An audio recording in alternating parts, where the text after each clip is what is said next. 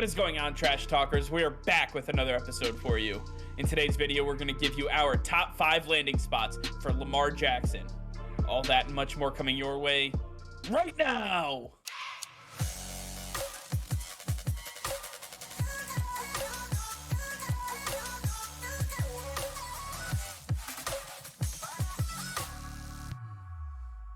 All right, before we get into today's video, be sure to hit that subscribe button and like the video, as it will help us out tremendously. So sit back, relax, and enjoy today's video. All right, Nick, so I wanted to talk to you today a little bit about Lamar Jackson, and clearly he has given the Baltimore Ravens a deadline. He wants a deal done. He wants to stay in Baltimore, but that is if they give him the deal that he's looking for. I know they've offered him deals previously. It has not met the standards that he's looking for. Now with Kyler Murray's deal on the table, Lamar Jackson has all the ammunition he needs to go back to Baltimore and say, pay me or I'm walking.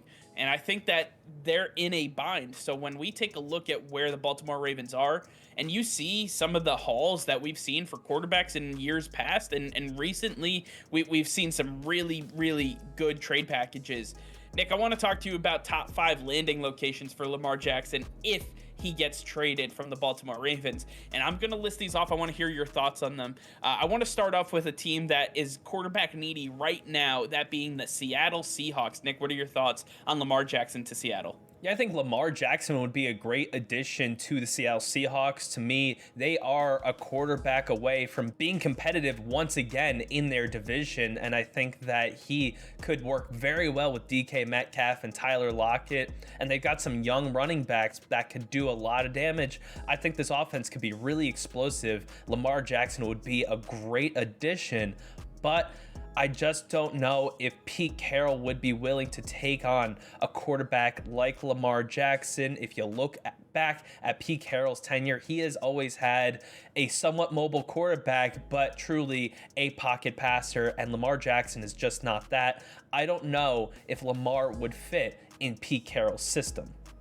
Yeah, I think I'm going to take it a step further. I think he would fit in Pete Carroll's system. Pete Carroll is one of those guys who's always been progressive as far as the players that he seeks out. And he's been a guy that has molded his system after the guys, even to a fault, as we saw in that Super Bowl. He wanted Russell Wilson to be the superhero. Well, he can do that with Lamar Jackson. He can make Lamar Jackson a bigger star than he already is. And pairing him with DK Metcalf and Tyler Lockett, those people who are saying that, you know, he's never had weapons in Baltimore and he needs these guys, this is it. This is exactly what he needs for those people to be proven right. So I believe that a trade to Seattle would not only suffice Lamar Jackson, but I think they'd be able to pay him and he would work well in Pete Carroll's system.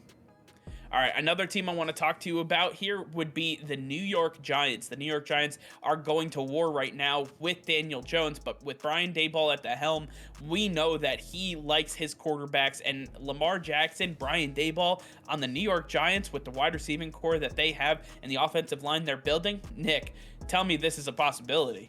Yeah, this is a strong possibility. The New York Giants are truly a quarterback away, and they added a great head coach in Brian Daboll, who can put together one of the most complex and hard to stop offenses in the league. And if you put Lamar Jackson in his system, it's going to be extremely difficult to stop them. They've made a lot of improvements with their receiving weapons, starting to improve that offensive line in the draft this year.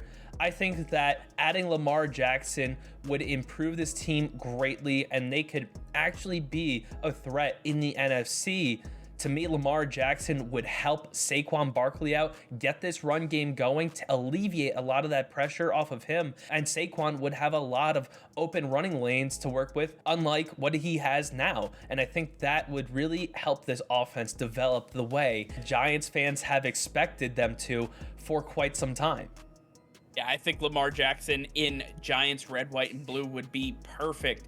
I understand that, you know, Lamar Jackson is one of those players that is truly his own type of talent. We haven't seen a guy like Lamar Jackson probably ever, because he's a little better than Michael Vick was at running the ball. Michael Vick was a better thrower, but I think Lamar Jackson has what it takes to be that type of caliber player. And in Brian Daboll's system, I think he has what it takes to unlock that talent to the next level, to the high highest possible level that Lamar Jackson possesses.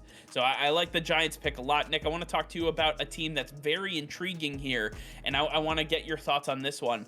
The Tampa Bay Buccaneers. Now, I know a lot of people are saying, no way, and they're going to skip this in about 2 seconds, but Nick, talk the people into Tampa Bay. Why is that such a unique fit for Lamar Jackson and the Buccaneers? Yeah, well, it's no secret that Tom Brady is not going to be there past this season. They're going to have to find a replacement for him. Yes, they drafted Kyle Trask last year, but he doesn't look like he's capable of replacing Tom Brady. They need somebody who can go into this offense with the multitude of elite weapons that they have available and continue taking this team to the Super Bowl or as far as they can into the playoffs. They cannot do that with any other quarterback on this roster besides Tom Brady, and they're going to have to look outside. They need an elite quarterback, and Lamar Jackson would be the best available option.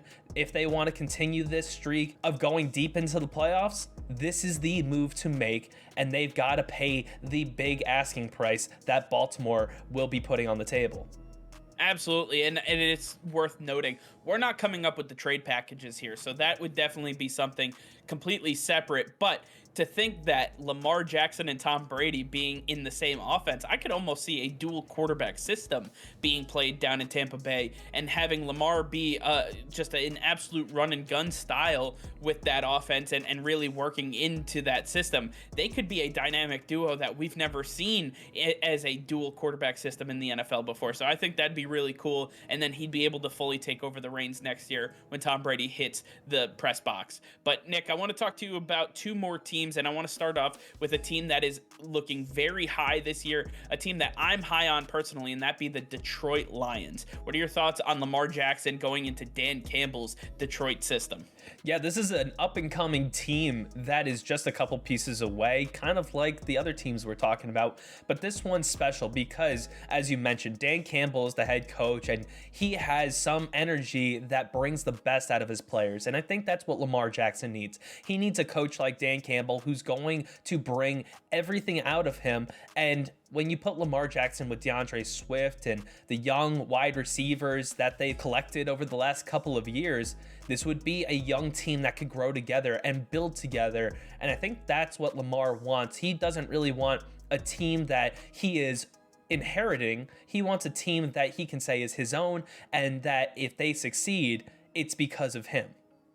Yeah, no, I agree 100%, and I believe that Detroit would be the perfect spot with Dan Campbell's work ethic and the way he instills his entire mindset into this team. I believe that Lamar Jackson would fit in perfectly. They do a ton of reps of running and just being hard blue-collar workers on the football field. I think that's exactly what Lamar Jackson is when it comes to being a player. He's not afraid to work hard. He's not afraid to put out everything on the football field as long as he knows that he's being taken care of by the franchise. The Detroit Lions are very well known for taking care of their players when it comes to contract situations, and I believe that Martha Ford will be able to take care of Lamar Jackson in this situation. But moving on to our final team, Nick, I want to talk to you about one last team, and that being the Indianapolis Colts. I know that they just traded for Matt Ryan this offseason, but getting Lamar Jackson is a once-in-a-lifetime opportunity, and getting him in Indianapolis blue and white is going to be the key. Now, you don't really see Baltimore trying to do deals with Indianapolis with that rich history in there, but seeing Lamar Jackson go to a team with Jonathan Taylor, that massive mauling offensive line, and don't forget about Michael Pittman, the star receiver there, I think they have what it takes to really build around Lamar Jackson moving forward. I think he'd really fit in Indianapolis. Nick, I want your thoughts on that. Yeah, I like what you had to say, but I don't believe that the wide receivers are there. I think this is a similar situation to what we see in Baltimore already. You've got a stronger offensive line in Indianapolis, and Jonathan Taylor is arguably the best running back in the league right now. That's a huge plus. But when you talk about making a dynamic offense, I don't think you can do it with the Indianapolis Colts because the passing weapons are not there. You cannot just put mediocre to above average wide receivers with Lamar Jackson and expect a lot of success. You're going to need the big ticket wide receivers like you would get in Tampa Bay with Mike Evans and Chris Godwin. You're not going to see that in Indianapolis, and they would have to make some big improvements there if they got Lamar Jackson.